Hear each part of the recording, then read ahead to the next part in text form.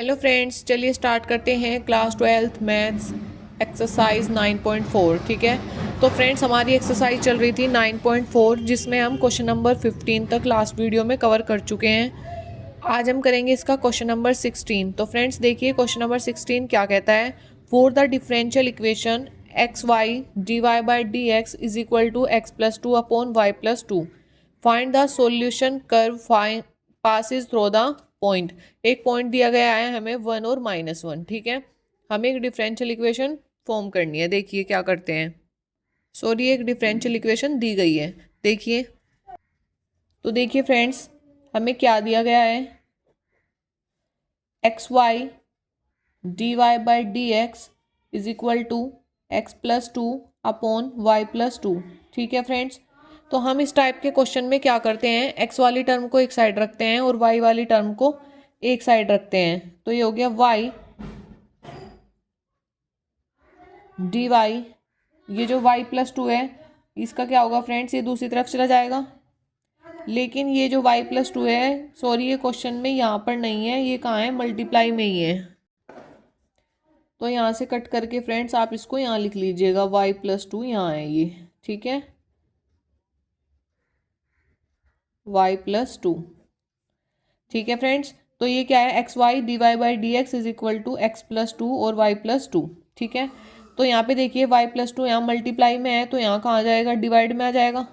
Is equal to ये है x plus to, D x इधर चला जाएगा और ये जो एक्स है यहाँ पर ये नीचे आ जाएगा। ठीक है, अब करते हैं इंटीग्रेशन बोथ साइड, दोनों तरफ का इंटीग्रेशन करेंगे। इस टाइप के क्वेश्चन में इंटीग्रेशन कैसे करते हैं, यहाँ पे प्लस टू है तो ऊपर प्लस टू ऐड करेंगे और टू माइनस करेंगे। नीचे है y plus two, integration d y is equal to integration x plus two upon x into d x. अब वाई प्लस टू के नीचे क्या रखेंगे, वाई प्लस टू, इसका integration into d x minus, अब इस टू के नीचे भी रखेंगे two upon y plus two into d x is equal to, ये जो एक्स है फ्रेंड्स ये भी अलग अलग के नीचे रख लेंगे, x upon x into d x plus integration two upon x into d x. ठीक है फ्रेंड्स, तो अब इससे आगे क्या करेंगे, वाई प्लस टू से y plus two cancel out हो जाएगा, क्या बचेगा 1।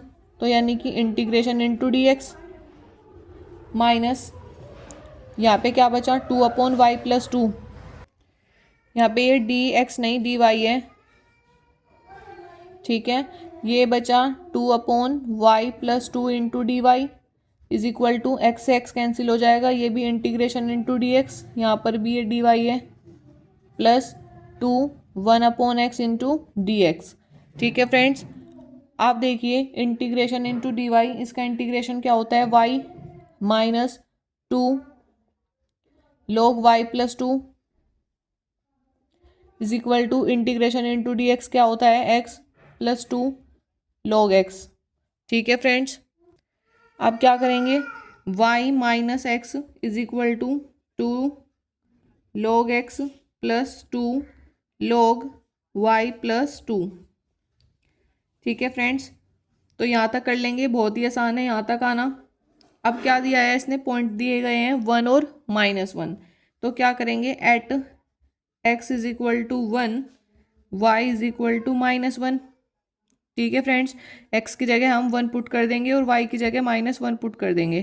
तो y की जगह जब -1 रखेंगे तो ये हो जाएगा -1 minus 1 is equal to two log 1 plus two log, y की जगह क्या रखना है मुझे, -1, तो -1 और ये प्लस का 2 क्या हो जाएगा, 1 हो जाएगा। ठीक है, तो log 1 का मान क्या होता है, 0 होता है।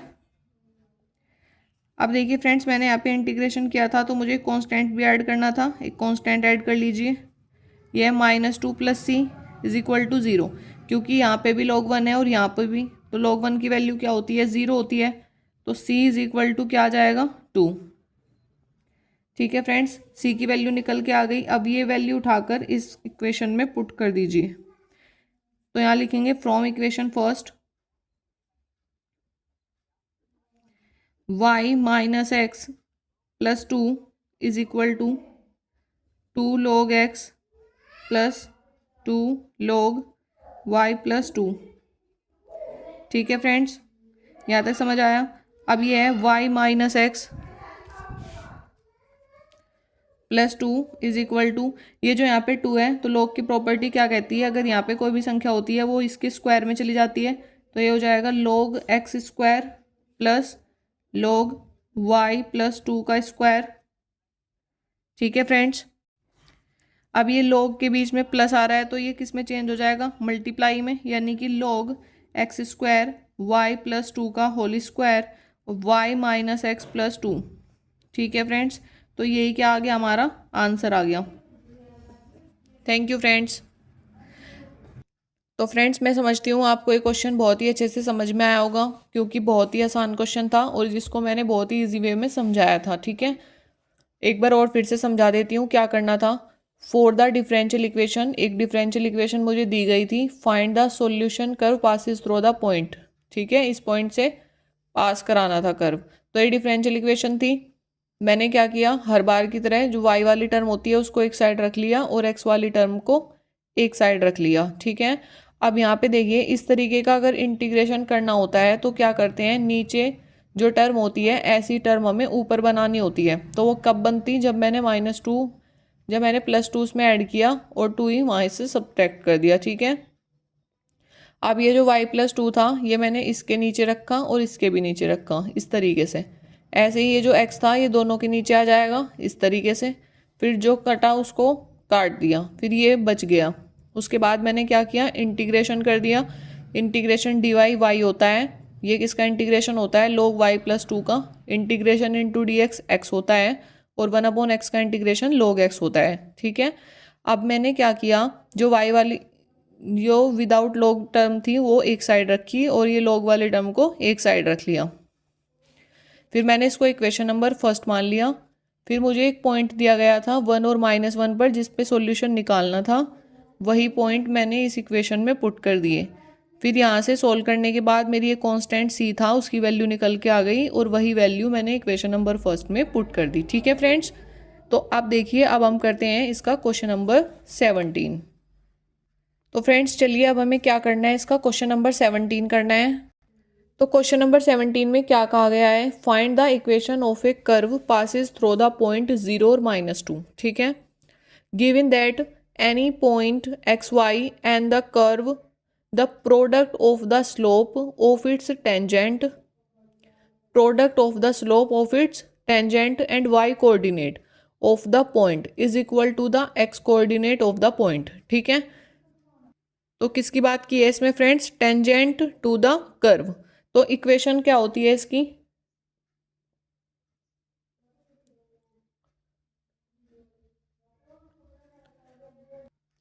Tangent to the curve.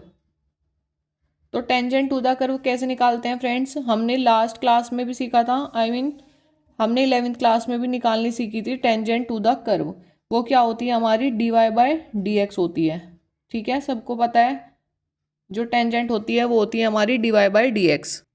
तो फ्रेंड्स देखिए, यहाँ पे क्या कहा गया है, the product of the slope of its tangent and y coordinate of the point. ठीक है, तो यहाँ पे क्या कहा गया है, वाई कोऑर्डिनेट जो होते हैं उसकी स्लोप में प्रोडक्ट करनी है। ठीक है, और इक्वल टू क्या कहा गया है, एक्स कोऑर्डिनेट। ठीक है, बस इतना सा कहा गया है, यानी कि वाई कोऑर्डिनेट के स्लोप में मल्टीप्लाई कीजिए और इक्वल किसके रखना है, एक्स कोऑर्डिनेट के। ठीक है फ्रेंड्स, बस इतना सा कहा गया है और कुछ नहीं कहा गया है। ये सिर्फ सारा का सारा क्वेश्चन बकवास दे रखा है, वो हमें इक्वेशन बनाकर भी दे सकता था बट थोड़ा थ्योरेटिकल लिख दिया, इससे हमें इक्वेशन खुद बनानी थी। ठीक है, तो अब क्या करना है, वही सिंपल इक्वेशन सोल्व करनी है, y d y is equal to x d x. फिर वही इंटीग्रेशन बोथ साइड, तो वाई का इंटीग्रेशन क्या होगा, y² अपॉन 2, एक्स का क्या होगा, x² अपॉन 2 प्लस c, यानी कि से कैंसिल आउट हो जाएगा, यानी y² is equal to x² plus c। तो यानी y² minus x² is equal to c, ये इक्वेशन निकल के आ गई। अब हमें पॉइंट क्या दिए गए हैं, 0 और -2 at x is equal to 0 y is equal to -2, तो x की जगह क्या पुट कर देंगे 0 और y की जगह -2। तो जब मैं यहाँ पे -2 रखूंगी तो -2 का स्क्वायर क्या हो जाएगा 4 इज इक्वल टू c, क्योंकि x क्या है हमारा 0। और अब ये वैल्यू उठाकर आप इस इक्वेशन में रख दीजिए, इसे इक्वेशन फर्स्ट लेट कर लेंगे, ठीक है। From equation first y square minus x square is equal to 4, या फिर इसको लिख सकते हैं y square is equal to x square plus 4, ठीक है। तो कितना आसान क्वेश्चन था। इस क्वेश्चन में कोई दिक्कत नहीं होनी चाहिए फ्रेंड्स आपको, बस आपको सिर्फ ये थोड़ी सी थ्योरी समझनी थी। उसके बाद अगर आप इक्वेशन को बना लेते हैं तो फिर आप ये क्वेश्चन बहुत ही इजीली सॉल्व कर लेंगे, ठीक है।